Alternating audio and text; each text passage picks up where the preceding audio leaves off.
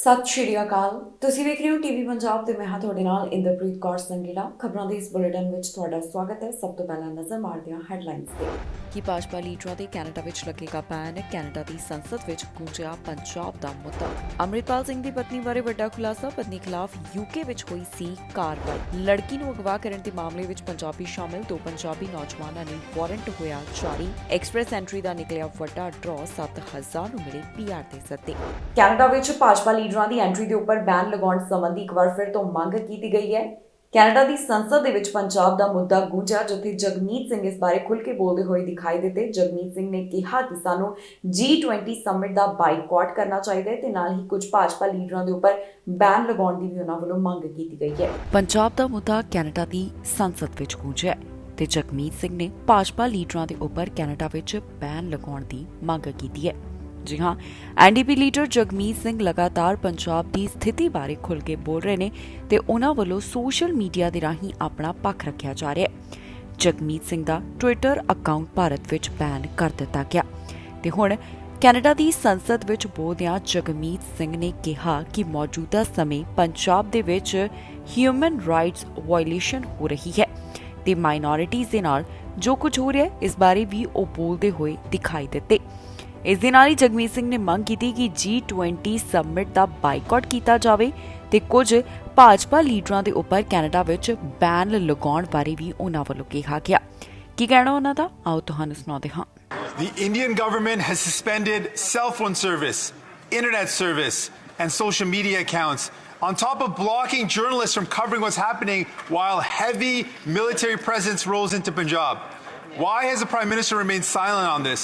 And will he accept and commit to the NDP demands to boycott the G20 events in Chandigarh and Kashmir, to ban BJP officials from entering Canada who've uttered death threats against Canadians, and do everything possible to ensure the safety of Canadians abroad? ਭਾਈ ਅੰਮ੍ਰਿਤਪਾਲ ਸਿੰਘ ਦੀ ਪਤਨੀ ਖਿਲਾਫ ਅੱਜ ਇੱਕ ਵੱਡਾ ਖੁਲਾਸਾ ਹੋਇਆ, ਜਿੱਥੇ ਪਤਾ ਚੱਲਿਆ ਕਿ ਉਹਨਾਂ ਨੂੰ ਪੁਲਿਸ ਵੱਲੋਂ ਗ੍ਰਿਫਤਾਰ ਕੀਤਾ ਗਿਆ ਸੀ। ਯੂਕੇ ਵਿੱਚ ਉਹਨਾਂ ਖਿਲਾਫ ਕਾਰਵਾਈ ਹੋਈ। ਇਸ ਦਾ ਕੀ ਕਾਰਨ ਸੀ, ਇਹ ਵੀ ਪੁਲਿਸ ਵੱਲੋਂ ਸਪਸ਼ਟ ਕੀਤਾ ਗਿਆ ਤੇ ਨਾਲ ਹੀ ਭਾਈ ਅੰਮ੍ਰਿਤਪਾਲ ਸਿੰਘ ਖਿਲਾਫ ਅੱਜ ਪੁਲਿਸ ਅਧਿਕਾਰੀਆਂ ਵੱਲੋਂ ਕੀ ਅਪਡੇਟ ਦਿੱਤੀ ਗਈ, ਤੁਹਾਨੂੰ ਇਸ ਖਬਰ ਵਿੱਚ ਉਸ ਦੀ ਸਾਰੀ ਜਾਣਕਾਰੀ ਦੇਵਾਂਗੇ। ਪੰਜਾਬ ਤੋਂ ਭਾਈ ਅੰਮ੍ਰਿਤਪਾਲ ਸਿੰਘ ਦੇ ਨਾਲ ਸੰਬੰਧਿਤ ਪੁਲਿਸ ਵੱਲੋਂ ਅੱਜ ਕੁਝ ਖਾਸ ਅਪਡੇਟਸ ਜਾਰੀ ਕੀਤੀਆਂ ਗਈਆਂ, ਜਿੱਥੇ ਪੰਜਾਬ ਪੁਲਿਸ ਵੱਲੋਂ ਇਸ ਗੱਲ ਨੂੰ ਲੈ ਕੇ ਦਾਅਵਾ ਕੀਤਾ ਗਿਆ ਹੈ ਕਿ ਭਾਈ ਅੰਮ੍ਰਿਤਪਾਲ ਸਿੰਘ ਪੰਜਾਬ ਤੋਂ ਫਰਾਰ ਹੋ ਗਏ। ਆਈਜੀ ਸੁਖਚੈਨ ਸਿੰਘ ਗਿੱਲ ਵੱਲੋਂ ਇਸ ਨੂੰ ਲੈ ਕੇ ਵੱਡੇ ਖੁਲਾਸੇ ਕੀਤੇ ਗਏ ਨੇ। ਉਹਨਾਂ ਵੱਲੋਂ ਦੱਸਿਆ ਗਿਆ ਕਿ ਜਾਂਚ ਦੌਰਾਨ ਭਾਈ ਅੰਮ੍ਰਿਤਪਾਲ ਸਿੰਘ ਦੀ ਨਵੀਂ ਲੋਕੇਸ਼ਨ ਦਾ ਪਤਾ ਚੱਲਿਆ। ਨਵੀਂ ਲੋਕੇਸ਼ਨ ਮੁਤਾਬਕ ਭਾਈ ਅੰਮ੍ਰਿਤਪਾਲ ਸਿੰਘ ਪੰਜਾਬ ਤੋਂ ਬਾਹਰ ਚਲੇ ਗਏ। ਪੁਲਿਸ ਵੱਲੋਂ ਦਾਅਵਾ ਕੀਤਾ ਗਿਆ ਕਿ ਉਹ ਹਰਿਆਣਾ ਦੇ ਸ਼ਾਹਬਾਜ਼ ਦੇ ਵਿੱਚ ਪਹੁੰਚੇ। ਉਹ ਆਪਣੇ ਸਾਥੀ ਪਪਲਪ੍ਰੀਤ ਦੇ ਨਾਲ ਇੱਕ ਔਰਤ ਦੇ ਘਰ ਵਿੱਚ ਰਹਿ ਰਹੇ ਸਨ। ਦੱਸਿਆ ਗਿਆ ਕਿ ਪਪਲਪ੍ਰੀਤ ਇਸ ਔਰਤ ਨੂੰ 2.5 ਸਾਲ ਤੋਂ ਜਾਣਦਾ ਸੀ। ਅੱਜ ਪੁਲਿਸ ਵੱਲੋਂ ਇਸ ਸੰਬੰਧ ਵਿੱਚ ਇੱਕ ਹੋਰ ਵੱਡੀ ਕਾਰਵਾਈ ਕੀਤੀ ਗਈ, ਜਿੱਥੇ ਪੰਜਾਬ ਪੁਲਿਸ ਦੀ ਟੀਮ ਨੇ ਦਿੱਲੀ ਪੁਲਿਸ ਦੀ ਮਦਦ ਦੇ ਨਾਲ ਸਾਂਝਾ ਆਪਰੇਸ਼ਨ ਚਲਾਇਆ। ਪੰਜਾਬ ਤੋਂ ਫਰਾਰ ਅੰਮ੍ਰਿਤਪਾਲ ਸਿੰਘ ਦੇ ਬੇਹੱਦ ਕਰੀਬੀ ਅਮਿਤ ਸਿੰਘ ਨਾਮ ਦੇ ਇੱਕ ਵਿਅਕਤੀ ਨੂੰ ਗ੍ਰਿਫਤਾਰ ਕੀਤਾ ਗਿਆ। ਇਸ ਦੇ ਨਾਲ ਹੀ ਅੰਮ੍ਰਿਤਪਾਲ ਸਿੰਘ ਦੀ ਪਤਨੀ ਦੇ ਨਾਲ ਜੁੜੀ ਹੋਈ ਵੀ ਅੱਜ ਇੱਕ ਹੈਰਾਨ ਕਰਨ ਵਾਲੀ ਗੱਲ ਸਾਹਮਣੇ ਆਈ ਹੈ। ਜਾਂਚ ਦੌਰਾਨ ਖੁਫੀਆ ਏਜੰਸੀਆਂ ਨੂੰ ਪਤਾ ਲੱਗਿਆ ਕਿ ਅੰਮ੍ਰਿਤਪਾਲ ਸਿੰਘ ਨੂੰ 158 ਵਿਦੇਸ਼ੀ ਖਾਤਿਆਂ ਤੋਂ ਫੰਡਿੰਗ ਕੀਤੀ ਜਾ ਰਹੀ ਸੀ, ਜਿਨ੍ਹਾਂ ਵਿੱਚੋਂ 28 ਖਾਤਿਆਂ 'ਚੋਂ 5 ਕਰੋੜ ਤੋਂ ਵੱਧ ਰਕਮ ਭੇਜੀ ਗਈ ਹੈ। ਇਨ੍ਹਾਂ ਖਾਤਿਆਂ ਦਾ ਸੰਬੰਧ ਪੰਜਾਬ ਦੇ ਮਾਝੇ ਅਤੇ ਮਾਲਵੇ ਦੇ ਨਾਲ ਹੈ। ਅੰਮ੍ਰਿਤਸਰ, ਤਰਨਤਾਰਨ, ਬਟਾਲਾ, ਗੁਰਦਾਸਪੁਰ, ਜਲੰਧਰ, ਨਵਾਂਸ਼ਹਿਰ, ਕਪੂਰਥਲਾ ਅਤੇ ਫਗਵਾੜਾ ਦੇ ਖਾਤਿਆਂ ਦਾ ਸੰਬੰਧ ਅੰਮ੍ਰਿਤਪਾਲ ਸਿੰਘ ਨਾਲ ਮਿਲਿਆ। ਦੱਸ ਦਈਏ ਕਿ ਪੁਲਿਸ ਵਿਭਾਗ ਵੱਲੋਂ ਅੰਮ੍ਰਿਤਪਾਲ ਸਿੰਘ ਦੇ ਪਰਿਵਾਰਕ ਮੈਂਬਰਾਂ ਦੇ ਨਾਲ ਵੀ ਗੱਲਬਾਤ ਕੀਤੀ ਜਾ ਰਹੀ ਹੈ। ਅੰਮ੍ਰਿਤਪਾਲ ਸਿੰਘ ਦੀ ਪਤਨੀ ਤੋਂ ਵੀ ਪੁੱਛਗਿੱਛ ਹੋਈ। ਉਹਨਾਂ ਦੀ ਪਤਨੀ ਕਿਰਨਦੀਪ ਕੌਰ ਦੇ ਬੱਬਰ ਖਾਲਸਾ ਇੰਟਰਨੈਸ਼ਨਲ ਦੇ ਨਾਲ ਸੰਬੰਧ ਸਾਹਮਣੇ ਆਏ ਹਨ। ਇੰਨਾ ਹੀ ਨਹੀਂ, ਕਿਰਨਦੀਪ ਕੌਰ ਨੂੰ ਸਾਲ 2020 ਦੇ ਵਿੱਚ ਬੱਬਰ ਖਾਲਸਾ ਲਈ ਪੈਸੇ ਇਕੱਠੇ ਕਰਨ ਦੇ ਦੋਸ਼ ਵਿੱਚ ਯੂਕੇ ਪੁਲਿਸ ਨੇ ਗ੍ਰਿਫਤਾਰ ਵੀ ਕੀਤਾ ਸੀ। ਇਹਨਾਂ ਤਮਾਮ ਗੱਲਾਂ ਦਾ ਖੁਲਾਸਾ ਪੁਲਿਸ ਵੱਲੋਂ ਅੱਜ ਕੀਤਾ ਗਿਆ। ਲੜਕੀ ਨੂੰ ਅਗਵਾ ਕਰਨ ਦੇ ਮਾਮਲੇ ਵਿੱਚ 2 ਪੰਜਾਬੀ ਨੌਜਵਾਨਾਂ ਦਾ ਨਾਮ ਸਾਹਮਣੇ ਆਇਆ, ਜਿਨ੍ਹਾਂ ਦੀ ਪਹਿਚਾਣ ਵੀ ਜਨਤਕ ਕੀਤੀ ਗਈ ਹੈ। ਪੁਲਿਸ ਅਧਿਕਾਰੀਆਂ ਦਾ ਕਹਿਣਾ ਹੈ ਕਿ ਉਹਨਾਂ ਵੱਲੋਂ ਇਹਨਾਂ ਦੋਹਾਂ ਨੌਜਵਾਨਾਂ ਵਾਸਤੇ ਵਾਰੰਟ ਜਾਰੀ ਕਰ ਦਿੱਤਾ ਗਿਆ। ਅਗਵਾ ਕਰਨ ਦੇ ਮਾਮਲੇ ਵਿੱਚ 2 ਪੰਜਾਬੀਆਂ ਖਿਲਾਫ ਵਾਰੰਟ ਜਾਰੀ ਕੀਤੇ ਗਏ ਨੇ ਤੇ ਇਹ 2 ਪੰਜਾਬੀਆਂ ਦੀ ਪਹਿਚਾਣ ਵੀ ਪੁਲਿਸ ਅਧਿਕਾਰੀਆਂ ਵੱਲੋਂ ਜਨਤਕ ਕੀਤੀ ਗਈ ਹੈ। ਆਫੀਸਰਸ ਦਾ ਕਹਿਣਾ ਹੈ ਕਿ ਜਸਪ੍ਰੀਤ ਸਿੰਘ ਅਤੇ ਸੁਖਪ੍ਰੀਤ ਸਿੰਘ ਖਿਲਾਫ ਉਹਨਾਂ ਵੱਲੋਂ ਵਾਰੰਟ ਜਾਰੀ ਕੀਤੇ ਗਏ। ਇਸ ਸੰਬੰਧ ਵਿੱਚ ਯਾਰਕ ਰੀਜਨਲ ਪੁਲਿਸ ਵੱਲੋਂ ਜਾਂਚ ਪੜਤਾਲ ਕੀਤੀ ਜਾ ਰਹੀ ਹੈ। ਉਨ੍ਹਾਂ ਵੱਲੋਂ ਦੱਸਿਆ ਗਿਆ ਕਿ ਓਨਟਾਰੀਓ ਦੀ ਇੱਕ ਔਰਤ ਨੂੰ ਅਗਵਾ ਕਰਨ ਦਾ ਮਾਮਲਾ ਸਾਹਮਣੇ ਆਇਆ, ਜਿਸ ਵਿੱਚ ਜਸਪ੍ਰੀਤ ਸਿੰਘ ਅਤੇ ਸੁਖਪ੍ਰੀਤ ਸਿੰਘ ਵੀ ਸ਼ਾਮਲ ਹਨ। ਜਸਪ੍ਰੀਤ ਸਿੰਘ ਦੀ ਉਮਰ 24 ਸਾਲ ਤੇ ਉਹ ਬ੍ਰਿਟਿਸ਼ ਕੋਲੰਬੀਆ ਡੈਲਟਾ ਦੇ ਨਾਲ ਜੁੜਿਆ ਹੋਇਆ ਤੇ ਸੁਖਪ੍ਰੀਤ ਸਿੰਘ ਦੀ ਉਮਰ 23 ਸਾਲ ਤੇ ਉਹ ਮਿਸੀਸਾਗਾ ਦੇ ਨਾਲ ਸੰਬੰਧਿਤ ਦੱਸਿਆ ਜਾ ਰਿਹਾ ਹੈ। ਪੁਲਿਸ ਅਧਿਕਾਰੀਆਂ ਦਾ ਕਹਿਣਾ ਹੈ ਕਿ ਉਨ੍ਹਾਂ ਵੱਲੋਂ 5 ਜਣਿਆਂ ਨੂੰ ਪਹਿਲਾਂ ਹੀ ਗ੍ਰਿਫਤਾਰ ਕੀਤਾ ਗਿਆ। ਇਨ੍ਹਾਂ ਵਿੱਚ ਅਗਵਾ ਕੀਤੀ ਲੜਕੀ ਦਾ ਪ੍ਰੇਮੀ ਵੀ ਸ਼ਾਮਿਲ ਹੈ। ਫਿਲਹਾਲ ਪੁਲਿਸ ਅਧਿਕਾਰੀਆਂ ਨੂੰ ਇਹ ਅਜੇ ਤੱਕ ਸਪਸ਼ਟ ਨਹੀਂ ਹੋ ਸਕਿਆ ਕਿ ਇੱਥੇ ਇਸ ਮਾਮਲੇ ਨੂੰ ਅੰਜਾਮ ਕਿਉਂ ਦਿੱਤਾ ਗਿਆ। ਦੱਸ ਦਈਏ ਕਿ 12 ਜਨਵਰੀ 2022 ਦੌਰਾਨ ਇੱਕ ਲੜਕੀ ਨੂੰ ਕਿਡਨੈਪ ਕੀਤਾ ਗਿਆ। ਹੁਣ ਪੁਲਿਸ ਇਸ ਮਾਮਲੇ ਦੇ ਸੰਬੰਧ ਵਿੱਚ ਕਾਰਵਾਈ ਕਰ ਰਹੀ ਹੈ ਤੇ ਉਹਨਾਂ ਦਾ ਕਹਿਣਾ ਹੈ ਕਿ ਜੇਕਰ ਕਿਸੇ ਨੂੰ ਵੀ ਇਸ ਬਾਰੇ ਕੋਈ ਜਾਣਕਾਰੀ ਹੋਵੇ ਤਾਂ 1866876542 ਦੇ ਉੱਪਰ ਕਾਲ ਕਰਕੇ ਜਾਣਕਾਰੀ ਦਿੱਤੀ ਜਾ ਸਕਦੀ ਹੈ। ਇਸ ਤੋਂ ਇਲਾਵਾ ਪੁਲਿਸ ਅਧਿਕਾਰੀਆਂ ਨੇ ਇਹ ਵੀ ਸਪਸ਼ਟ ਕੀਤਾ ਕਿ ਜੇਕਰ ਕੋਈ ਇਸ ਬਾਰੇ ਜਾਣਕਾਰੀ ਸਾਂਝੀ ਕਰਦਾ ਹੈ ਤਾਂ ਉਸ ਨੂੰ $1 ਲੱਖ ਦਾ ਇਨਾਮ ਵੀ ਦਿੱਤਾ ਜਾਵੇਗਾ। ਐਕਸਪ੍ਰੈਸ ਐਂਟਰੀ ਦਾ ਵੱਡਾ ਡਰਾਅ ਨਿਕਲਿਆ, ਜਿਸ ਵਿੱਚ 7000 ਤੋਂ ਵੱਧ ਉਮੀਦਵਾਰਾਂ ਨੂੰ PR ਦੇ ਸੱਦੇ ਜਾਰੀ ਕੀਤੇ ਗਏ ਨੇ। ਦੱਸ ਦਈਏ ਕਿ ਇਸ ਤੋਂ ਪਹਿਲਾਂ ਵੀ ਜੋ ਡਰਾਅ ਕੱਢਿਆ ਗਿਆ ਉਸ ਵਿੱਚ 7000 ਦੇ ਕਰੀਬ ਉਮੀਦਵਾਰਾਂ ਨੂੰ ਇਨਵੀਟੇਸ਼ਨ ਮਿਲੇ ਤੇ ਇੱਕ ਵਾਰ ਅਜਿਹਾ ਫਿਰ ਤੋਂ ਦੇਖਣ ਨੂੰ ਮਿਲ ਰਿਹਾ ਤੇ CRS ਕੋਡ ਦੀ ਕੀ ਜਾਣਕਾਰੀ ਹੈ ਤੁਹਾਨੂੰ ਇਸ ਖਬਰ ਵਿੱਚ ਦੱਸਾਂਗੇ। ਇਮੀਗ੍ਰੇਸ਼ਨ ਦੇ ਨਾਲ ਜੁੜੀ ਹੋਈ ਚੰਗੀ ਖਬਰ ਸਾਹਮਣੇ ਆਈ ਹੈ, ਜਿੱਥੇ 7000 ਦੇ ਕਰੀਬ ਉਮੀਦਵਾਰਾਂ ਨੂੰ PR ਦੇ ਸੱਦੇ ਜਾਰੀ ਕੀਤੇ ਗਏ। ਜੀ ਹਾਂ, ਤਾਜ਼ਾ IRCC ਵੱਲੋਂ ਐਕਸਪ੍ਰੈਸ ਐਂਟਰੀ ਦਾ ਡਰਾਅ ਕੱਢਿਆ ਗਿਆ, ਜਿਸ ਤਹਿਤ 7000 ਉਮੀਦਵਾਰਾਂ ਦੀ ਕਿਸਮਤ ਜਾਗੀ ਹੈ। ਸਾਲ 2023 ਦਾ ਇਹ 8ਵਾਂ ਐਕਸਪ੍ਰੈਸ ਐਂਟਰੀ ਦਾ ਡਰਾਅ ਹੈ, ਜਿਸ ਦੀ ਜਾਣਕਾਰੀ immigration, refugees and citizenship Canada ਵੱਲੋਂ ਦਿੱਤੀ ਗਈ। ਉਹਨਾਂ ਦਾ ਕਹਿਣਾ ਹੈ ਕਿ 7000 ਉਹਨਾਂ ਉਮੀਦਵਾਰਾਂ ਨੂੰ ਇਨਵੀਟੇਸ਼ਨ ਮਿਲੇ ਜਿਨ੍ਹਾਂ ਕੋਲ ਘੱਟੋ-ਘੱਟ 484 CRS ਕੋਡ ਰਹੇ। ਇਮੀਗ੍ਰੇਸ਼ਨ ਵਿਭਾਗ ਦਾ ਕਹਿਣਾ ਹੈ ਕਿ federal skilled worker program, Canadian experience class ਤੇ ਫੈਡਰਲ ਸਕਿਲਡ ਟ੍ਰੇਡ ਪ੍ਰੋਗਰਾਮ ਦੇ ਰਾਹੀਂ ਇਨਵੀਟੇਸ਼ਨ ਦਿੱਤੇ ਗਏ। ਜ਼ਿਕਰਯੋਗ ਹੈ ਕਿ ਇਸ ਸਾਲ ਦੇ ਜੋ ਵੀ ਐਕਸਪ੍ਰੈਸ ਐਂਟਰੀ ਦੇ ਡਰਾਅ ਕੱਢੇ ਗਏ ਉਹਨਾਂ ਵਿੱਚ ਇਹ ਇੱਕ ਵੱਡਾ ਡਰਾਅ ਸੀ। ਇਸ ਤੋਂ ਪਹਿਲਾਂ 15 ਮਾਰਚ ਦੌਰਾਨ ਵੀ ਕਾਫੀ ਉਮੀਦਵਾਰਾਂ ਦੀ ਕਿਸਮਤ ਜਾਗੀ। 7000 ਉਮੀਦਵਾਰਾਂ ਨੂੰ ਇਨਵੀਟੇਸ਼ਨ ਦਿੱਤੇ ਗਏ। ਇਸ ਤੋਂ ਇਲਾਵਾ 18 ਜਨਵਰੀ ਦੌਰਾਨ ਜੋ ਡਰਾਅ ਕੱਢਿਆ ਗਿਆ ਉਸ ਵਿੱਚ 5500 ਉਮੀਦਵਾਰਾਂ ਨੂੰ ਇਨਵੀਟੇਸ਼ਨ ਦਿੱਤੇ ਗਏ ਸਨ। ਜ਼ਿਕਰਯੋਗ ਹੈ ਕਿ ਇਮੀਗ੍ਰੇਸ਼ਨ ਦੇ ਨਾਲ ਜੁੜੇ ਹੋਏ ਡਰਾਅ ਲਗਾਤਾਰ ਕੱਢੇ ਜਾ ਰਹੇ ਨੇ ਤਾਂ ਕਿ ਇਮੀਗ੍ਰੇਸ਼ਨ ਲੈਵਲਸ ਪਲਾਨ ਤਹਿਤ ਜੋ ਟਾਰਗੇਟ ਤੈਅ ਕੀਤਾ ਗਿਆ ਉਸ ਨੂੰ ਪੂਰਾ ਕੀਤਾ ਜਾ ਸਕੇ। ਪਿਛਲੇ ਦਿਨੀ ਇਮੀਗ੍ਰੇਸ਼ਨ ਮੰਤਰੀ ਵੱਲੋਂ ਇੱਕ ਹੋਰ ਵੱਡਾ ਐਲਾਨ ਕੀਤਾ ਗਿਆ, ਜਿੱਥੇ ਉਹਨਾਂ ਵੱਲੋਂ ਦੱਸਿਆ ਗਿਆ ਕਿ ਜੋ ਯੂਕਰੇਨ ਤੋਂ ਆਉਣ ਵਾਲਿਆਂ ਲਈ ਪ੍ਰੋਗਰਾਮ ਚਲਾਇਆ ਗਿਆ ਸੀ ਉਸ ਵਿੱਚ ਹੁਣ ਵਾਅਦਾ ਕੀਤਾ ਜਾ ਰਿਹਾ ਹੈ, ਭਾਵ ਕਿ ਜ਼ਿਆਦਾ ਸਮਾਂ ਦਿੱਤਾ ਜਾ ਰਿਹਾ ਹੈ ਤਾਂ ਕਿ ਇੱਥੋਂ ਦੇ ਲੋਕ ਅਰਜ਼ੀਆਂ ਦੇ ਸਕਣ। ਇਸ ਬਾਰੇ ਇਮੀਗ੍ਰੇਸ਼ਨ ਮੰਤਰੀ ਵੱਲੋਂ ਖੁਦ ਜਾਣਕਾਰੀ ਸਾਂਝੀ ਕੀਤੀ ਗਈ ਸੀ। ਕੈਨੇਡਾ ਦੀ ਆਬਾਦੀ ਵਿੱਚ ਵਾਧਾ ਦਰਜ ਕੀਤਾ ਗਿਆ। ਸਟੈਟਿਸਟਿਕਸ ਕੈਨੇਡਾ ਵੱਲੋਂ ਆંકੜੇ ਜਾਰੀ ਕਰਦਿਆਂ ਦੱਸਿਆ ਗਿਆ ਕਿ ਆਬਾਦੀ 1 ਮਿਲੀਅਨ ਨਾਲ ਵਧੀ ਹੈ। ਇਸ ਆਬਾਦੀ ਵਿੱਚ ਜ਼ਿਆਦਾਤਰ ਯੋਗਦਾਨ ਇਮੀਗ੍ਰੈਂਟਸ ਦਾ ਰਿਹਾ, ਜਿਸ ਬਾਰੇ ਉਹਨਾਂ ਵੱਲੋਂ ਡਿਟੇਲ ਸਾਂਝੀ ਕੀਤੀ ਗਈ। ਕੈਨੇਡਾ ਵਿੱਚ ਹੁਣ ਆਬਾਦੀ ਵੱਧ ਹੋਈ ਹੈ, ਜਿਸ ਦੇ ਆંકੜੇ ਸਟੈਟਿਸਟਿਕਸ ਕੈਨੇਡਾ ਵੱਲੋਂ ਜਾਰੀ ਕੀਤੇ ਗਏ। ਸਟੈਟਿਸਟਿਕਸ ਕੈਨੇਡਾ ਵੱਲੋਂ ਦੱਸਿਆ ਗਿਆ ਕਿ ਸਾਲ 2022 ਦੌਰਾਨ ਕੈਨੇਡਾ ਦੀ ਆਬਾਦੀ ਵਿੱਚ 1 ਮਿਲੀਅਨ ਦਾ ਵਾਧਾ ਦਰਜ ਕੀਤਾ ਗਿਆ। ਜੀ ਹਾਂ, ਦੱਸਿਆ ਜਾ ਰਿਹਾ ਹੈ ਕਿ ਸਾਲ 2022 ਦੌਰਾਨ ਇਤਿਹਾਸ ਵਿੱਚ ਪਹਿਲੀ ਵਾਰ ਕੈਨੇਡਾ ਦੀ ਆਬਾਦੀ ਅੰਦਰ 1 ਮਿਲੀਅਨ ਤੋਂ ਵੱਧ ਲੋਕਾਂ ਦਾ ਵਾਧਾ ਦਰਜ ਕੀਤਾ ਗਿਆ। ਇਹ ਤਕਰੀਬਨ ਸਾਰਾ ਹੀ ਵਾਧਾ ਪ੍ਰਵਾਸੀਆਂ ਅਤੇ ਅਸਥਾਈ ਨਿਵਾਸੀਆਂ ਦੇ ਵਾਧੇ ਨਾਲ ਦਰਜ ਕੀਤਾ ਗਿਆ। 1 ਜਨਵਰੀ 2023 ਤੱਕ ਪਿਛਲੇ 12 ਮਹੀਨਿਆਂ ਵਿੱਚ ਕੈਨੇਡਾ ਦੀ ਆਬਾਦੀ ਅੰਦਰ 1.05 ਮਿਲੀਅਨ ਵਾਧਾ ਦਰਜ ਕੀਤਾ ਗਿਆ ਤੇ ਕੁੱਲ ਆਬਾਦੀ 39.57 ਮਿਲੀਅਨ ਦਰਜ ਕੀਤੀ ਗਈ। ਸਟੈਟਕੈਨ ਮੁਤਾਬਕ ਇਸ ਵਾਧੇ ਦਾ ਤਕਰੀਬਨ 96% ਹਿੱਸਾ ਅੰਤਰਰਾਸ਼ਟਰੀ ਮਾਈਗ੍ਰੇਸ਼ਨ ਹੈ। ਇਸ ਵਾਧੇ ਨੂੰ ਕੈਨੇਡਾ ਵੱਲੋਂ G7 ਦੇਸ਼ਾਂ ਵਿੱਚ ਸਭ ਤੋਂ ਤੇਜ਼ੀ ਨਾਲ ਵਿਕਸਿਤ ਹੋਣ ਵਾਲਾ ਦੇਸ਼ ਵਜੋਂ ਬਰਕਰਾਰ ਰੱਖਿਆ ਗਿਆ। ਕੈਨੇਡਾ ਦੀ ਆਬਾਦੀ ਵਿਕਾਸ ਦਰ 2.7% ਦਰਜ ਹੋਈ ਹੈ, ਜਿਸ ਨਾਲ ਆਉਂਦੇ ਕਰੀਬ 26 ਸਾਲਾਂ ਵਿੱਚ ਦੇਸ਼ ਦੀ ਆਬਾਦੀ ਦੁੱਗਣੀ ਹੋ ਜਾਵੇਗੀ। ਦੱਸ ਦਈਏ ਕਿ ਆਰਥਿਕਤਾ ਨੂੰ ਚੱਲਦਾ ਰੱਖਣ ਅਤੇ ਬੁੱਢੀ ਹੋਣ ਵਾਲੀ ਆਬਾਦੀ ਦੀ ਸਮੱਸਿਆ ਨਾਲ ਨਜਿੱਠਣ ਵਾਸਤੇ ਕੈਨੇਡਾ ਨੂੰ ਇਮੀਗ੍ਰੇਸ਼ਨ ਦੀ ਜ਼ਰੂਰਤ ਹੈ ਤੇ ਸਾਲ 2015 ਵਿੱਚ ਸੱਤਾ ਅੰਦਰ ਆਉਣ ਤੋਂ ਬਾਅਦ ਪ੍ਰਧਾਨ ਮੰਤਰੀ ਜਸਟਿਨ ਟਰੂਡੋ ਦੀ ਲਿਬਰਲ ਸਰਕਾਰ ਨੇ ਇਮੀਗ੍ਰੇਸ਼ਨ ਨੂੰ ਕਾਫੀ ਹੁਲਾਰਾ ਮਿਲਿਆ। ਇਸ ਤੋਂ ਇਲਾਵਾ ਕੈਨੇਡਾ ਸਰਕਾਰ ਸੰਕਟ ਪ੍ਰਭਾਵਿਤ ਦੇਸ਼ ਜਿਵੇਂ ਯੂਕਰੇਨ, ਅਫਗਾਨਿਸਤਾਨ, ਤੁਰਕੀ ਅਤੇ ਸੀਰੀਆ ਤੋਂ ਵੀ ਲੋਕਾਂ ਨੂੰ ਕੈਨੇਡਾ ਵਿੱਚ ਅਸਥਾਈ ਤੌਰ ਤੇ ਸੈਟਲ ਕਰਨ ਵਾਸਤੇ ਕਈ ਉਪਰਾਲੇ ਕਰ ਰਹੀ ਹੈ। ਕੈਨੇਡਾ ਨੇ ਯੂਕਰੇਨੀਆਂ ਵਾਸਤੇ ਜੋ ਇੱਕ ਪ੍ਰੋਗਰਾਮ ਲਿਆਂਦਾ ਗਿਆ ਸੀ ਉਸ ਐਮਰਜੈਂਸੀ ਟਰੈਵਲ ਪ੍ਰੋਗਰਾਮ ਦੇ ਵਿੱਚ ਵੀ ਵਾਅਦਾ ਕੀਤਾ ਗਿਆ, ਜਿਸ ਬਾਰੇ ਇਮੀਗ੍ਰੇਸ਼ਨ ਮੰਤਰੀ ਨੇ ਅਪਡੇਟ ਜਾਰੀ ਕੀਤੀ। ਯੂਕਰੇਨ ਤੋਂ ਆਉਣ ਵਾਲਿਆਂ ਕੋਲ ਹੁਣ Canada Ukraine authorization for emergency travel program ਵਾਸਤੇ ਅਰਜ਼ੀਆਂ ਦੇਣ ਵਾਸਤੇ 15 ਜੁਲਾਈ ਸਾਲ 2023 ਤੱਕ ਦਾ ਸਮਾਂ ਹੋਵੇਗਾ। ਇਸ ਵਿਸ਼ੇਸ਼ ਇਮੀਗ੍ਰੇਸ਼ਨ ਪ੍ਰੋਗਰਾਮ ਤਹਿਤ ਯੂਕਰੇਨੀ ਨਾਗਰਿਕ ਅਤੇ ਉਹਨਾਂ ਦੇ ਪਰਿਵਾਰ ਦੇ ਮੈਂਬਰ ਭਾਵੇਂ ਉਹਨਾਂ ਦਾ ਕੋਈ ਵੀ ਨਾਗਰਿਕ ਹੋਵੇ 3 ਸਾਲ ਤੱਕ ਕੈਨੇਡਾ ਵਿੱਚ ਆ ਕੇ ਰਹਿ ਸਕਦੇ ਨੇ ਤੇ ਇੱਥੇ ਉਹ ਕੰਮ ਵੀ ਕਰ ਸਕਦੇ ਹਨ। ਦੱਸ ਦਈਏ ਕਿ ਸਾਲ 2022 ਦੌਰਾਨ ਕੈਨੇਡਾ ਦੇ 4,37,180 ਇਮੀਗ੍ਰੈਂਟਸ ਨੂੰ ਸ਼ਾਮਿਲ ਕੀਤਾ ਅਤੇ ਗੈਰ ਪੀਆਰ ਦੀ ਗਿਣਤੀ 6,07,782 ਦਰਜ ਕੀਤੀ ਗਈ ਹੈ। ਕੈਨੇਡੀਅਨ ਚੋਣਾਂ ਵਿੱਚ ਹੋਈ ਵਿਦੇਸ਼ੀ ਦਖਲਅੰਦਾਜ਼ੀ ਦਾ ਮੁੱਦਾ ਲਗਾਤਾਰ ਜ਼ੋਰ ਫੜਦਾ ਹੋਇਆ ਦਿਖਾਈ ਦੇ ਰਿਹਾ ਹੈ, ਜਿੱਥੇ ਇੱਕ ਪਾਸੇ ਵਿਰੋਧੀ ਪਾਰਟੀਆਂ ਮੰਗ ਕਰ ਰਹੀਆਂ ਨੇ ਕਿ ਇਸ ਸੰਬੰਧੀ ਜਾਂਚ ਹੋਵੇ ਤੇ ਨਾਲ ਹੀ ਅੱਜ ਇੱਕ ਮੈਂਬਰ ਪਾਰਲੀਮੈਂਟ ਵੱਲੋਂ ਅਹੁਦਾ ਛੱਡਣ ਦਾ ਵੀ ਐਲਾਨ ਕਰ ਦਿੱਤਾ ਗਿਆ।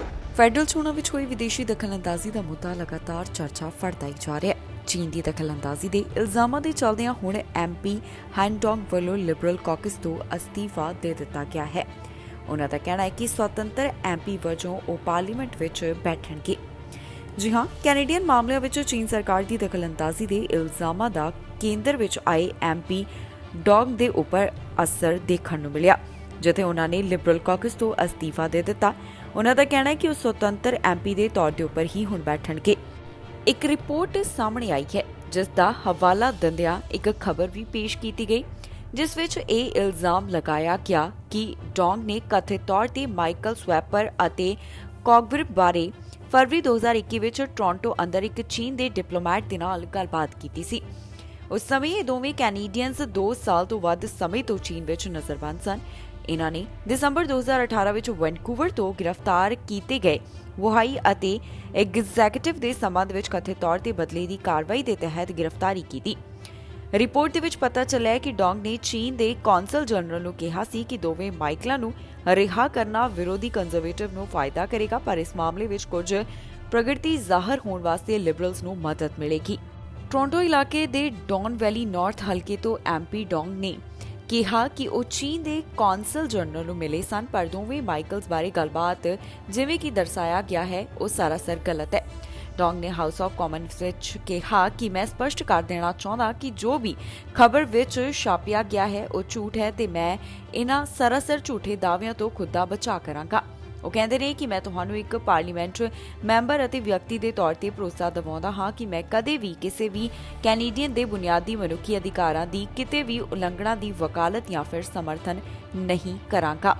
ਆਪਣੇ ਭਾਸ਼ਣ ਦੇ ਅੰਤ ਵਿੱਚ ਉਹ ਭਾਵੁਕ ਹੋਏ ਅਤੇ ਉਹਨਾਂ ਦੀਆਂ ਅੱਖਾਂ ਦੇ ਵਿੱਚੋਂ ਹੰਝੂ ਵੀ ਛਲਕੇ ਤੇ ਨਾਲ ਹੀ ਉਹਨਾਂ ਕਿਹਾ ਕਿ ਮੈਂ ਉਹਨਾਂ ਨੂੰ ਨੁਕਸਾਨ ਪਹੁੰਚਾਉਣ ਵਾਸਤੇ ਕੁਝ ਨਹੀਂ ਕੀਤਾ। ਗੋਲੀਬਾਰੀ ਦੇ ਮਾਮਲੇ ਦੇ ਵਿੱਚ ਪੁਲਿਸ ਅਧਿਕਾਰੀਆਂ ਵੱਲੋਂ ਕਾਰਵਾਈ ਕੀਤੀ ਗਈ ਤੇ ਉਹਨਾਂ ਨੇ 2 ਜਣਿਆਂ ਨੂੰ ਹਿਰਾਸਤ ਵਿੱਚ ਲਿਆ। ਫਿਲਹਾਲ ਪੀੜਤ ਦੇ ਬਾਰੇ ਕੋਈ ਬਹੁਤੀ ਡਿਟੇਲ ਅਜੇ ਜਨਤਕ ਨਹੀਂ ਕੀਤੀ ਗਈ, ਪਰ ਇਸ ਮਾਮਲੇ ਬਾਰੇ ਹੁਣ ਤੱਕ ਦੀ ਕੀ ਅਪਡੇਟ ਤੁਹਾਨੂੰ ਇਸ ਖਬਰ ਵਿੱਚ ਦੱਸਾਂਗੇ। ਪਾਰਕਿੰਗ ਲਾਟ ਤੋਂ ਜੋ ਗੋਲੀਆਂ ਚੱਲਣ ਦਾ ਮਾਮਲਾ ਸਾਹਮਣੇ ਆਇਆ, ਉਸ ਬਾਰੇ ਪੁਲਿਸ ਨੇ ਅਪਡੇਟ ਜਾਰੀ ਕਰਦਿਆਂ ਦੱਸਿਆ ਕਿ 2 ਸਸਪੈਕਟ ਗ੍ਰਿਫਤਾਰ ਕੀਤੇ ਗਏ ਨੇ। ਦੱਸਿਏ ਕਿ ਗੋਲੀਬਾਰੀ ਦੇ ਇਸ ਮਾਮਲੇ ਵਿੱਚ 21 ਸਾਲਾ ਵਿਅਕਤੀ ਦੀ ਜਾਨ ਚਲੀ ਗਈ। ਇਹ ਮਾਮਲਾ 4 ਵਜੇ ਦੇ ਕਰੀਬ ਸ਼ੈਫਰਡ ਐਵਨਿਊ ਈਸਟ ਅਤੇ ਡੌਨ ਮਿਲਸ ਰੋਡ ਦੇ ਨੇੜਿਓਂ ਸਾਹਮਣੇ ਆਇਆ। ਗੋਲੀਆਂ ਲੱਗਣ ਕਾਰਨ ਇੱਕ ਦੀ ਜਾਨ ਚਲੀ ਗਈ ਤੇ ਪੁਲਿਸ ਅਧਿਕਾਰੀਆਂ ਵੱਲੋਂ ਦੱਸਿਆ ਗਿਆ ਕਿ ਉਹਨਾਂ ਨੇ ਹੁਣ ਇਸ ਸੰਬੰਧੀ ਕਾਰਵਾਈ ਕੀਤੀ ਹੈ, ਜਿਸ ਦੇ ਤਹਿਤ 2 ਜਣਿਆਂ ਨੂੰ ਗ੍ਰਿਫਤਾਰ ਕੀਤਾ ਗਿਆ। ਇਹਨਾਂ ਉੱਪਰ ਚਾਰਜਸ ਲਗਾਏ ਜਾਣ ਦੀ ਵੀ ਗੱਲ ਕਹੀ ਜਾ ਰਹੀ ਹੈ।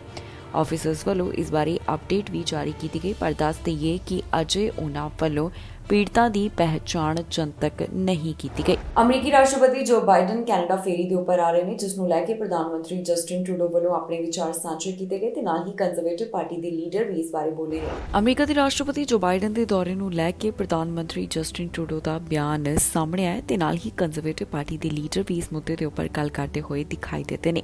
ਇਸ ਦੌਰਾਨ ਦੋਹਾਂ ਵੱਲੋਂ ਕੀ ਕੁਝ ਕਿਹਾ ਗਿਆ, ਆਓ ਤੁਹਾਨੂੰ ਸੁਣਾਉਂਦੇ ਹਾਂ। Obviously, we're going to be talking about a lot of things. We will, of course, be talking about China, but the center of our conversations will be about jobs and growth, critical minerals, and fighting climate change, and continuing to build an economy across our continent that works for all of our citizens. I think the big message is just going to be how we can and will be working together.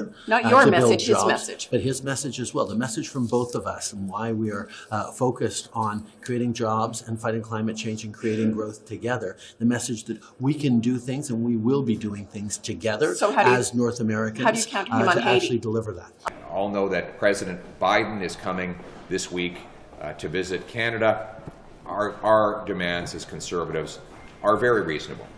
They are simply to do what conservatives were able to do when we were in office. One, conservatives were able to get an end to the illegal softwood lumber tariffs the Americans had imposed within 3 months of Prime Minister Harper taking office. After Trudeau took office, the Americans slapped those tariffs back on our lumber, and they've been there ever since. Trudeau has since had 6 years, and he hasn't been able to do what Harper did in 3 months. We want an end to softwood lumber tariffs so that our forestry workers can get bigger, more powerful, inflation-proof paychecks. Two, in the Harper era, we got an exemption to Buy America. President Obama allowed Canadian construction companies to deliver projects run by American states, even though he had Buy America rules against other countries. Trudeau's now had 8 years to get the same kind of exemption to Buy America, and he has failed. We want an end to Buy America so that our construction workers get powerful paychecks. Roxham road ਬੰਦ ਕੀਤਾ ਜਾ ਰਿਹਾ ਹੈ। ਸੂਤਰਾਂ ਦੇ ਹਵਾਲੇ ਤੋਂ ਖਬਰ ਸਾਹਮਣੇ ਆ ਰਹੀ ਹੈ ਕਿ ਦੋਹਾਂ ਦੇਸ਼ਾਂ ਦੇ ਵਿੱਚ ਜਾਣੀ ਕਿ ਕੈਨੇਡਾ ਅਮਰੀਕਾ ਵਿੱਚ ਇਸ ਸੰਬੰਧੀ ਡੀਲ ਹੋ ਚੁੱਕੀ ਹੈ ਕਿ ਰੌਕਸਮ ਰੋਡ ਨੂੰ ਬੰਦ ਕੀਤਾ ਜਾਵੇਗਾ। ਕਾਫੀ ਲੰਬੇ ਸਮੇਂ ਤੋਂ ਕਿਬਕ ਦੇ ਪ੍ਰੀਮੀਅਰ ਵੀ ਇਸ ਗੱਲ ਨੂੰ ਲੈ ਕੇ ਜ਼ੋਰ ਦੇ ਰਹੇ ਨੇ ਕਿ ਇਸ ਰੋਡ ਨੂੰ ਬੰਦ ਕੀਤਾ ਜਾਵੇ ਕਿਉਂਕਿ ਹੁਣ ਤੱਕ ਕਈ ਪਨਾਹ ਲੈਣ ਵਾਲੇ ਇਸ ਰਸਤੇ ਰਾਹੀਂ ਕੈਨੇਡਾ ਵਿੱਚ ਦਾਖਲ ਹੋਏ। ਰੌਕਸਮ ਰੋਡ ਦੇ ਨਾਲ ਜੁੜੀ ਹੋਈ ਵੱਡੀ ਖਬਰ ਸਾਹਮਣੇ ਆਈ ਹੈ ਜਿੱਥੇ ਪਤਾ ਚੱਲਿਆ ਹੈ ਕਿ ਰੌਕਸਮ ਰੋਡ ਨੂੰ ਬੰਦ ਕਰਨ ਸੰਬੰਧੀ ਕੈਨੇਡਾ ਤੇ ਅਮਰੀਕਾ ਦਰਮਿਆਨ ਸਮਝੌਤਾ ਹੋ ਗਿਆ। ਇਹ ਜਾਣਕਾਰੀ ਸੂਤਰਾਂ ਦੇ ਹਵਾਲੇ ਤੋਂ ਸਾਹਮਣੇ ਆ ਰਹੀ ਹੈ। ਜੀ ਹਾਂ, ਟਰੂਡੋ ਸਰਕਾਰ ਤੇ ਅਮਰੀਕਾ ਦਰਮਿਆਨ ਰੌਕਸਮ ਰੋਡ ਤਹਿਤ ਇੱਕ ਵਿਚਾਰ ਹੋਇਆ ਜਿੱਥੇ ਫੈਡਰਲ ਸਰਕਾਰ ਨੂੰ ਕੈਨੇਡਾ ਅਮਰੀਕਾ ਬਾਰਡਰ ਤੇ ਰੌਕਸਮ ਰੋਡ ਨੂੰ ਬੰਦ ਕਰਨ ਦੀ ਆਗਿਆ ਹੋਵੇਗੀ। ਸੋਰਸਿਸ ਤੋਂ ਪਤਾ ਚੱਲਿਆ ਕਿ ਕੈਨੇਡਾ ਸਰਕਾਰ ਨੇ ਅਧਿਕਾਰਤ ਲਾਂਘਿਆਂ ਰਾਹੀਂ ਕੁਝ ਪ੍ਰਵਾਸੀਆਂ ਨੂੰ ਆਗਿਆ ਦੇਣ ਵਾਸਤੇ ਸਹਿਮਤੀ ਦਿੱਤੀ ਹੈ। ਸਮਝੌਤੇ ਦੇ ਸਟੀਕ ਵੇਰਵੇ ਅਜੇ ਸਪਸ਼ਟ ਨਹੀਂ ਕੀਤੇ ਗਏ। ਰੌਕਸਮ ਰੋਡ ਮੌਂਟਰੀਅਲ ਤੋਂ ਕਰੀਬ 50 ਕਿਲੋਮੀਟਰ ਦੱਖਣ ਵੱਲ ਕਿਊਬਿਕ ਨਿਊਯਾਰਕ ਬਾਰਡਰ ਤੇ ਪੈਂਦੀ ਹੈ। ਪਿਛਲੇ ਲੰਬੇ ਸਮੇਂ ਤੋਂ ਹੀ ਇੱਥੇ ਬਾਰਡਰ ਕ੍ਰਾਸਿੰਗ ਰਾਹੀਂ ਹਜ਼ਾਰਾਂ ਪਨਾਹਗੀਰ ਅਮਰੀਕਾ ਤੋਂ ਕੈਨੇਡਾ ਦਾਖਲ ਹੁੰਦੇ ਨੇ ਜਿਸ ਕਰਕੇ ਇਹ ਲਾਂਘਾ ਦੋਵੇਂ ਦੇਸ਼ਾਂ ਦਰਮਿਆਨ ਤਣਾਅ ਦਾ ਮੁੱਦਾ ਰਿਹਾ। ਦੱਸ ਦਈਏ ਕਿ ਇਹ ਖਬਰ ਉਸ ਵੇਲੇ ਸਾਹਮਣੇ ਆਈ ਜਦੋਂ ਅਮਰੀਕੀ ਰਾਸ਼ਟਰਪਤੀ ਜੋ ਬਾਈਡਨ 2 ਰੋਜ਼ਾ ਦੌਰੇ ਤੇ ਕੈਨੇਡਾ ਆ ਰਹੇ ਹਨ। ਬਾਈਡਨ ਨੇ ਕੈਨੇਡਾ ਵੀਰਵਾਰ ਵਾਲੇ ਦਿਨ ਆਉਣਾ ਹੈ ਤੇ ਸ਼ੁੱਕਰਵਾਰ ਰਾਤ ਨੂੰ ਉਹਨਾਂ ਦੀ ਵਾਪਸੀ ਹੈ। ਫਿਲਹਾਲ ਇਹ ਸਪਸ਼ਟ ਨਹੀਂ ਹੈ ਕਿ ਉਕਤ ਸਮਝੌਤੇ ਦਾ ਐਲਾਨ ਇਸ ਫੇਰੀ ਦੌਰਾਨ ਹੀ ਕੀਤਾ ਜਾਵੇਗਾ ਜਾਂ ਫਿਰ ਇਸ ਤੋਂ ਬਾਅਦ ਹੀ ਇਸ ਬਾਰੇ ਅਪਡੇਟ ਜਾਰੀ ਹੋਵੇਗੀ। ਵਿਰੋਧੀ ਪਾਰਟੀਆਂ ਤੇ ਕਿਊਬਿਕ ਸਰਕਾਰ ਟਰੂਡੋ ਸਰਕਾਰ ਤੋਂ ਰੌਕਸਮ ਰੋਡ ਨੂੰ ਲੈ ਕੇ ਦਬਾਅ ਪਾਉਂਦੀਆਂ ਹੋਈਆਂ ਦਿਖਾਈ ਦਿੱਤੀਆਂ। ਸਰਹੱਦੀ ਲਾਂਘੇ ਰਾਹੀਂ ਵੱਡੀ ਗਿਣਤੀ ਦੇ ਵਿੱਚ ਪਨਾਹਗੀਰਾਂ ਦੇ ਕੈਨੇਡਾ ਪਹੁੰਚਣ ਤੇ ਕੰਜ਼ਰਵੇਟਿਵ ਲੀਡਰ ਪੀਅਰ ਪੋਲੀਏਵ ਅਤੇ ਕਿਊਬਿਕ ਪ੍ਰੀਮੀਅਰ ਇਸ ਲਾਂਘੇ ਨੂੰ ਬੰਦ ਕਰਨ ਦੀ ਮੰਗ ਕਰ ਰਹੇ ਸਨ। ਪ੍ਰੀਮੀਅਰ ਨੇ ਕਿਹਾ ਕਿ ਵੱਡੀ ਤਾਦਾਦ ਵਿੱਚ ਪਨਾਹਗੀਰਾਂ ਦੀ ਆਮਦ ਕਿਊਬਿਕ ਸਰਕਾਰ ਵੱਲੋਂ ਸੋਸ਼ਲ ਸਰਵਿਸਾਂ ਤੇ ਬੋਝ ਪਾ ਰਹੀ ਹੈ। ਸਰਕਾਰੀ ਅੰਕੜਿਆਂ ਮੁਤਾਬਕ ਸਾਲ 2022 ਦੌਰਾਨ ਕੈਨੇਡਾ ਅੰਦਰ ਪਨਾਹ ਦੇ ਲਗਭਗ 2/3 ਕਲੇਮ ਕਿਊਬਿਕ ਵਿੱਚ ਕੀਤੇ ਗਏ। ਲਗਭਗ 40,000 ਪਨਾਹਗੀਰਾਂ ਨੇ ਪਿਛਲੇ ਸਾਲ ਰੌਕਸਮ ਰੋਡ ਤੋਂ ਸਰਹੱਦ ਪਾਰ ਕੀਤੀ। ਪ੍ਰਵਾਸੀ ਮੁੱਖ ਤੌਰ ਤੇ ਹੇਤੀ, ਤੁਰਕੀ, ਕੋਲੰਬੀਆ, ਚਿਲੀ, ਪਾਕਿਸਤਾਨ ਤੇ ਵੈਨੇਜ਼ੁਏਲਾ ਦੇ ਨਾਲ ਸੰਬੰਧਿਤ ਦੱਸੇ ਗਏ। ਦੱਸ ਦਈਏ ਕਿ ਪ੍ਰਧਾਨ ਮੰਤਰੀ ਨੇ ਪਿਛਲੇ ਮਹੀਨੇ ਕਿਹਾ ਸੀ ਕਿ ਰੌਕਸਮ ਰੋਡ ਨੂੰ ਬੰਦ ਕਰਨ ਦਾ ਇੱਕੋ ਇੱਕ ਹੱਲ ਹੈ ਸੇਫ ਥਰਡ ਕੰਟਰੀ ਐਗਰੀਮੈਂਟ ਜਿਸ ਦੇ ਉੱਪਰ ਮੁੜ ਗੱਲਬਾਤ ਕੀਤੀ ਜਾਵੇਗੀ। ਜਲਦ ਹੀ ਫੈਡਰਲ ਬਜਟ ਪੇਸ਼ ਕੀਤਾ ਜਾਵੇਗਾ। ਬਜਟ ਦੇ ਵਿੱਚ 1 ਹਫ਼ਤੇ ਤੋਂ ਘੱਟ ਦਾ ਸਮਾਂ ਰਹਿ ਗਿਆ ਤੇ ਪ੍ਰਧਾਨ ਮੰਤਰੀ ਜਸਟਿਨ ਟਰੂਡੋ ਵੱਲੋਂ ਇਸ ਬਾਰੇ ਵਿਚਾਰ ਸਾਂਝੇ ਕੀਤੇ ਗਏ। ਇਸ ਮੌਕੇ ਤੇ ਉਹਨਾਂ ਵੱਲੋਂ ਕੀ ਕੁਝ ਕਿਹਾ ਗਿਆ ਉਹ ਤੁਹਾਨੂੰ ਸੁਣਾਓ। ਟਰੂਡੋ ਸਰਕਾਰ ਵੱਲੋਂ 28 ਮਾਰਚ ਨੂੰ ਬਜਟ ਪੇਸ਼ ਕੀਤਾ ਜਾਵੇਗਾ ਤੇ ਇਸ ਤੋਂ ਪਹਿਲਾਂ ਉਹ ਆਪਣੇ ਵਿਚਾਰ ਸਾਂਝੇ ਕਰਦੇ ਹੋਏ ਦਿਖਾਈ ਦਿੱਤੇ ਨੇ। ਪ੍ਰਧਾਨ ਮੰਤਰੀ ਨੇ ਕਿਹਾ ਕਿ ਬਜਟ ਪੇਸ਼ ਕਰਨ ਦੇ ਵਿੱਚ ਹੁਣ 1 ਹਫ਼ਤੇ ਤੋਂ ਵੀ ਘੱਟ ਦਾ ਸਮਾਂ ਰਹਿ ਗਿਆ ਹੈ। ਇਸ ਮੌਕੇ ਤੇ ਜੋ ਕੁਝ ਵੀ ਉਹਨਾਂ ਨੇ ਕਿਹਾ ਇਸ ਦੀ ਵੀਡੀਓ ਸੋਸ਼ਲ ਮੀਡੀਆ ਉੱਪਰ ਸਾਂਝੀ ਕੀਤੀ ਗਈ ਹੈ। On March 28th, we'll be presenting the federal budget in the House of Commons, a document that lays out our priorities for the year and for the coming years, how we're going to be investing in programs and initiatives that are going to help Canadians and move us forward as a country. Over the past years, some of the big issues, for example, was on childcare, on investments in the middle class, and investments in growth and fight climate change. These are all things that end up in the budget. So I want to talk about the steps that we take as we move forward. Conservative party ਦੇ leader ਲਗਾਤਾਰ ਕਈ ਮੁੱਦਿਆਂ ਤੇ ਆਪਣਾ ਪੱਖ ਰੱਖ ਰਹੇ ਨੇ ਤੇ ਉਹਨਾਂ ਵੱਲੋਂ ਖੁੱਲ੍ਹ ਕੇ ਇਹਨਾਂ ਮੁੱਦਿਆਂ ਨੂੰ ਚੁੱਕਿਆ ਜਾ ਰਿਹਾ ਹੈ। ਇੱਕ ਵਾਰ ਫਿਰ ਤੋਂ ਉਹਨਾਂ ਨੇ ਜਸਟਿਨ ਟਰੂਡੋ ਦੀ ਸਰਕਾਰ ਤੇ ਸਵਾਲ ਖੜੇ ਕੀਤੇ। ਕੰਜ਼ਰਵੇਟਿਵ ਪਾਰਟੀ ਦੇ ਲੀਡਰ ਵੱਲੋਂ ਇੱਕ ਵਾਰ ਫਿਰ ਤੋਂ ਵੱਡਾ ਮੁੱਦਾ ਚੁੱਕਿਆ ਗਿਆ ਤੇ ਉਹਨਾਂ ਨੇ ਲਿਬਰਲ ਸਰਕਾਰ ਉੱਪਰ ਕਈ ਤਰ੍ਹਾਂ ਦੇ ਸਵਾਲ ਖੜੇ ਕੀਤੇ ਨੇ। ਦੱਸ ਦਈਏ ਕਿ ਪਿਛਲੇ ਕੁਝ ਦਿਨਾਂ ਤੋਂ ਕੰਜ਼ਰਵੇਟਿਵ ਪਾਰਟੀ ਦੇ ਲੀਡਰ ਲਗਾਤਾਰ ਅਲੱਗ-ਅਲੱਗ ਮੁੱਦੇ ਚੁੱਕਦੇ ਹੋਏ ਤੇ ਇਹਨਾਂ ਉੱਪਰ ਬੇਬਾਕੀ ਦੇ ਨਾਲ ਗੱਲ ਕਰਦੇ ਹੋਏ ਦਿਖਾਈ ਦੇ ਰਹੇ ਹਨ। It took the Harper government only 3 months to get the Americans to back down and pay back and stop collecting illegal tariffs on softwood. When this Prime Minister took office, the Americans smelled weakness, and they slapped those tariffs right back on, and you know what? He backed down. The Harper government got an exemption to Buy America laws, and within months of this Prime Minister taking office, the Americans slapped it right back on again, and he backed down again. He's now even saying he can't protect our borders against illegal border crossing without the permission of the United States President. Will he announce resolutions to these problems tomorrow, or will he just back down again? The Right Honourable Prime Minister. Canadians faced one of the most significant threats to our jobs, to our growth, to our prosperity in the threat of cancellation of NAFTA. The recommendation from Mr. Harper, the recommendation from the Conservatives is, oh, you need to capitulate. But that's not what Canadians did. That's not what this government did. We stood strongly. We got them to lift tariffs on steel and aluminum. We renegotiated NAFTA in our favor. We continue to stand up for Canadians, Canadian workers right across the country. We will take no lessons in capitulation to the Americans from the Conservatives, Mr. Speaker. Honourable. It's hard to really fathom how badly he's capitulated on Buy America. Get this straight. Harper got an exemption to Buy America in the Obama era to protect our construction workers and their paychecks. This Prime Minister allowed Trump to slap Buy America on, and then he signed a deal that would allow the expansion of Buy America from just being at the state level to the federal level. And now the Mexicans have an exemption from Buy America, and we don't. This is a catastrophic failure for our construction workers as a result of this Prime Minister's weakness. Will he get a deal to end Buy America for Canadians tomorrow? ਪ੍ਰਧਾਨਮੰਤਰੀ Justin Trudeau ਕਈ ਮੁੱਦਿਆਂ ਤੇ ਖੁੱਲ੍ਹ ਕੇ ਬੋਲੇ ਨੇ। ਖਾਸ ਤੌਰ ਤੇ ਉੱਪਰ ਉਹਨਾਂ ਵੱਲੋਂ ਰੌਕਸਮ ਰੋਡ ਦਾ ਜ਼ਿਕਰ ਕੀਤਾ ਗਿਆ। ਇਸ ਨੂੰ ਲੈ ਕੇ ਪ੍ਰਧਾਨ ਮੰਤਰੀ ਨੇ ਕੀ ਕਿਹਾ, ਤੁਹਾਨੂੰ ਉਹਨਾਂ ਦੀ ਹੀ ਜ਼ੁਬਾਨੀ ਸੁਣਾਉਂਦੇ ਹਾਂ। ਪ੍ਰਧਾਨ ਮੰਤਰੀ ਜਸਟਿਨ ਟਰੂਡੋ ਕਈ ਮੁੱਦਿਆਂ ਤੇ ਖੁੱਲ੍ਹ ਕੇ ਬੋਲੇ ਨੇ। ਉਹਨਾਂ ਵੱਲੋਂ ਰੌਕਸਮ ਰੋਡ ਦਾ ਅਤੇ ਨਾਲ ਹੀ LGBTQ ਲਾਅ ਦਾ ਜ਼ਿਕਰ ਕੀਤਾ। ਪ੍ਰਧਾਨ ਮੰਤਰੀ ਨੇ ਇਸ ਮੌਕੇ ਤੇ ਕੀ ਕੁਝ ਕਿਹਾ, ਆਓ ਤੁਹਾਨੂੰ ਸੁਣਾਉਂਦੇ ਹਾਂ।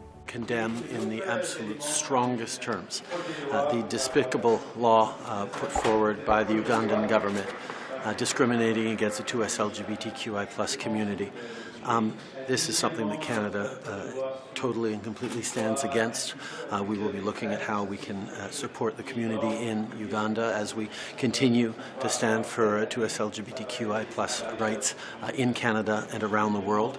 And we call upon all leaders, including all leaders around the world, but particularly Commonwealth leaders, to come out and clearly condemn this despicable piece of legislation.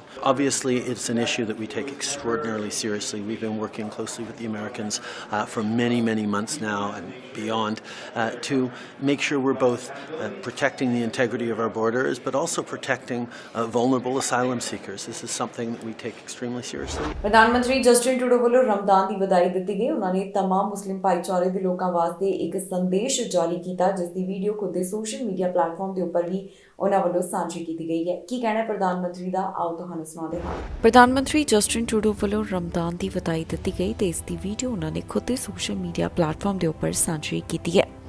तमाम मुस्लिम भाईचारे ਦੇ ਲੋਕਾਂ ਵਾਸਤੇ ਖਾਸ ਸੁਨੇਹਾ ਪ੍ਰਧਾਨ ਮੰਤਰੀ ਵੱਲੋਂ ਦਿੱਤਾ ਗਿਆ। Hello everyone, Assalamu alaikum. Today, Muslim communities will mark the beginning of the holy month of Ramadan. Ramadan is celebrated across the globe and its traditions have been practiced for generations. But wherever and whenever it's celebrated, Ramadan has always been a sacred time to gather with family and friends, to pray and fast, and to share meals at iftar. It's also an opportunity to reflect on the contributions of your community and the values that guide Muslim Canadians from coast to coast to coast. Values like generosity, putting the needs of others before your own, and leading a life of compassion and service. Whether you give to charity, volunteer at your mosque, or care for the vulnerable, you are strengthening our communities. So thank you for everything you do to build a stronger and more resilient Canada. From my family to yours, Sophie and I wish you a blessed and peaceful Ramadan. Ramadan Mubarak. ਇਸ ਦੇ ਨਾਲ ਹੀ ਜਾਂਦੇ ਜਾਂਦੇ ਇੱਕ ਵਾਰ ਫਿਰ ਤੋਂ ਨਜ਼ਰ ਮਾਰਦੇ ਹਾਂ ਹੈਡਲਾਈਨਸ ਤੇ। ਕਿ ਭਾਜਪਾ ਲੀਡਰਾਂ ਦੇ ਕੈਨੇਡਾ ਵਿੱਚ ਲੱਗੇਗਾ ਬੈਨ, ਕੈਨੇਡਾ ਦੀ ਸੰਸਦ ਵਿੱਚ ਗੂੰਜਿਆ ਪੰਜਾਬ ਦਾ ਮੁੱਦਾ। ਅੰਮ੍ਰਿਤਪਾਲ ਸਿੰਘ ਦੀ ਪਤਨੀ ਬਾਰੇ ਵੱਡਾ ਖੁਲਾਸਾ, ਪਤਨੀ ਖਿਲਾਫ ਯੂਕੇ ਵਿੱਚ ਹੋਈ ਸੀ ਕਾਰਵਾਈ। ਲੜਕੀ ਨੂੰ ਅਗਵਾ ਕਰਨ ਦੇ ਮਾਮਲੇ ਵਿੱਚ ਪੰਜਾਬੀ ਸ਼ਾਮਿਲ 2 ਪੰਜਾਬੀ ਨੌਜਵਾਨਾਂ ਨੂੰ ਵਾਰੰਟ ਹੋਇਆ ਜਾਰੀ। ਐਕਸਪ੍ਰੈਸ ਐਂਟਰੀ ਦਾ ਨਿਕਲਿਆ ਵੱਡਾ ਡਰਾਅ, 7000 ਨੂੰ ਮਿਲੇ PR ਦੇ ਸੱਦੇ। ਖਬਰਾਂ ਦੇ ਇਸ ਬੁਲੇਟਿਨ ਵਿੱਚ ਇੰਨਾ ਹੀ। ਫਿਲਹਾਲ ਮਨਿੰਦਰਪ੍ਰੀਤ ਕੌਰ ਸੰਗੇੜਾ ਨੂੰ ਦਿਓ ਇਜਾਜ਼ਤ ਤੇ ਤੁਸੀਂ ਵੇਖਦੇ ਰਹੋ TV ਪੰਜਾਬ।